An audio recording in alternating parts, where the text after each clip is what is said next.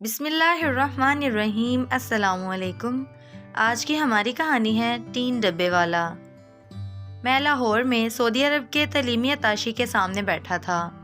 میرے کاغذات اور جدہ یونیورسٹی کا ویزا اس کے ہاتھ میں تھا۔ وہ کافی دیر تک کاغذات کو دیکھتا رہا، پھر بولا، لیکن میں اس ویزے کو نہیں مانتا۔ میں نے پوچھا وجہ؟ اس نے کہا، تعلیم تو ٹھیک ہے مگر تمہارا تجربہ انڈسٹری کا ہے۔ تدریس کا تجربہ تو صفر ہے۔ جس کو پڑھانے کا کوئی تجربہ ہی نہ ہو وہ کیا پڑھائے گا؟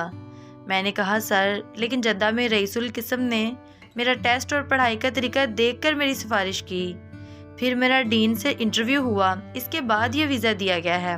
اس کے ہونٹوں پر ایک مسکراہٹ پھیل گئی۔ بولا، ضروری نہیں کہ اگر انہوں نے غلطی کی ہو تو میں بھی غلطی کروں۔ میں نے کہا، سر یہ ویزا وائس چانسلر نے جاری کیا ہے جس کی پوسٹ وزیر کے برابر ہوتی ہے۔ وہ پھر مسکرایا اور بولا، اور مجھ کو ایسے 15 وزیروں کے کاموں کو چیک کرنے کے لیے بٹھایا گیا ہے۔ اگر آپ چاہیں تو میں آپ کے کاغذات پر لکھ کر دے سکتا ہوں کہ آپ کو ویزا نہیں دیا جا سکتا۔ میں نے اس سے مزید حجت کی تو اس نے کہا، جب تک میں اس سیٹ پر ہوں دیکھتا ہوں تم کو ویزا کون دیتا ہے۔ میرے ذہن میں اپنی پرانی کمپنی کے مسٹر فریڈرک کے الفاظ گونجے، مسٹر رضوان، تم نوکری چھوڑ کر بڑی غلطی کر رہے ہو۔ میں نے ان لوگوں کے ساتھ 20 سال کام کیا ہے، ان کا ہر وعدہ غلط ہوتا ہے۔ اور میں نے غصے میں جواب دیا تھا، یہ لوگ ہمارے لیے بڑے مقدس ہیں، تم ان کی توہین کر رہے ہو۔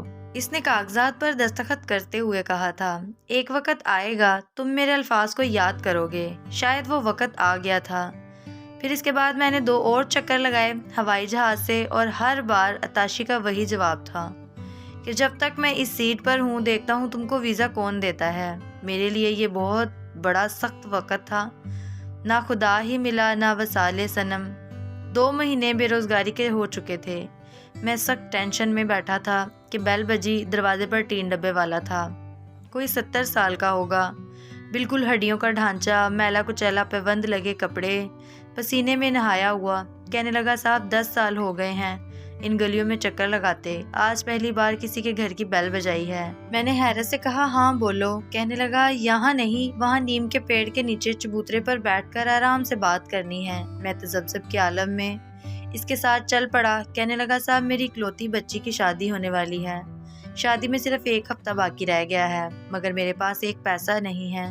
آج کل کام بھی بہت مندہ ہے، کئی لوگوں سے ادھار مانگا، سب نے انکار کر دیا۔ کل رات بہت دیر تک مسجد میں رویا اور دعا مانگی تو رات میں خواب میں آپ کی گلی اور گھر نظر آیا، اور آواز آئی، ان سے جا کر مانگ لے، اس لیے صرف آپ کا دروازہ کھٹکھٹایا ہے۔ مجھے اس کی کہانی پر یقین نہیں آیا اور ہنسی بھی آئی کہ لوگ کیسی 420 کرنے لگے ہیں۔ میں نے ازراہ مذاق پوچھا، کتنے پیسے کی ضرورت ہے؟ بولا، صاحب سادگی سے رخصتی کرنی ہے، زیور تو میں اپنی بیوی کا چڑھا دوں گا، مگر 5-6 جوڑے اور شادی کا کھانا تو کرنا ہوگا، کوئی 30,000 کا خرچ ہوگا۔ میں نے سوچا 50,000 تو آج کل صرف دلہن کے بیوٹی پارلر میں ہی خرچ ہو جاتے ہیں۔ یہ رقم میرے لیے بہت معمولی تھی اگر میں باہر کام کر رہا ہوتا، مگر اب اس بے روزگاری میں یہ میرے لیے بہت بڑی رقم تھی۔ میں خاموش سا ہو گیا۔ وہ بولا، صاحب آپ میرے ساتھ میرے گھر چلیں اور میرے محلے والوں سے پوچھ لیں، یہ جھوٹی کہانی نہیں ہے، میں غریب ضرور ہوں مگر ایماندار ہوں، قسطوں میں آپ کی رقم لوٹا دوں گا۔ اس کی آنکھوں میں آنسو تھے اور چہرے پر بیچارگی اور لجاجت۔ وہ پھر بولا، میں کبھی بیل نہ بجاتا اگر یہ خواب نہ دیکھتا۔ میں عجیب شش و پنج میں تھا۔ پھر مجھے یاد آیا، کہیں پڑھا تھا کہ جب تنگی ہو تو خدا سے تجارت کیا کرو، وہ کبھی نا امید نہیں کرتا۔ 30,000 دینے کا مطلب یہ تھا کہ اب واپسی کی کوئی امید نہیں۔ خیر میں گیا اور 30,000 لا کر اس کے ہاتھ پر رکھ دیے۔ اس نے میرے ہاتھ چوم لیے اور رونے لگا۔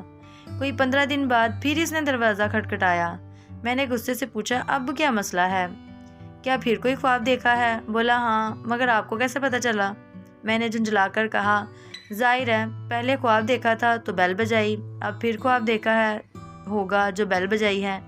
جلدی بتاؤ، مجھے بہت کام ہے۔ کہنے لگا، صاحب کل عشاء کی نماز پڑھ کر بڑی دعا کی کہ مولا قرض تو دلا دیا ہے، اب ادائیگی میں بھی مدد کر دے، اور سو گیا تو پھر آپ کا گھر نظر آیا اور آواز آئی کہ تیرا قرض ادا کر دیا گیا ہے، جا کر بتا دے کہ اس کا بھی کام کر دیا گیا ہے۔ میری سمجھ میں تو کچھ نہیں آیا۔ میں نے کہا، ٹھیک ہے، جاؤ، میں نے تم سے کون سا قرض وصول کرنا تھا؟ لیکن کمرے میں آ کر میں کافی دیر تک سوچتا رہا۔ پھر والدہ سے مشورہ کیا تو وہ بولی تم کل ہی لاہور جاؤ، ہو سکتا ہے قدرت کوئی راستہ نکال لے۔ میں نے تنک کر کہا 3 بار تو جا چکا ہوں، وہ تو بس ایک ہی بات کرتا ہے، جب تک میں اس سیٹ پر ہوں دیکھتا ہوں تم کو ویزا کون دیتا ہے۔ والدہ نے کہا میں پیسے دیتی ہوں، تم اللہ کا نام لے کر جاؤ تو صحیح، کچھ لوگ خدا کے بہت قریب ہوتے ہیں، یہ بات عام آدمی نہیں سمجھ سکتا۔ خیر میں اگلے دن لاہور پہنچا، موسلادھار بارش ہو رہی تھی۔ ڈرتے ڈرتے عطاشی کے کمرے میں داخل ہوا، دیکھا کرسی پر ایک نوجوان لڑکا بیٹھا ہے۔ میں نے کہا یہاں تو ایک اور صاحب ہوتے تھے؟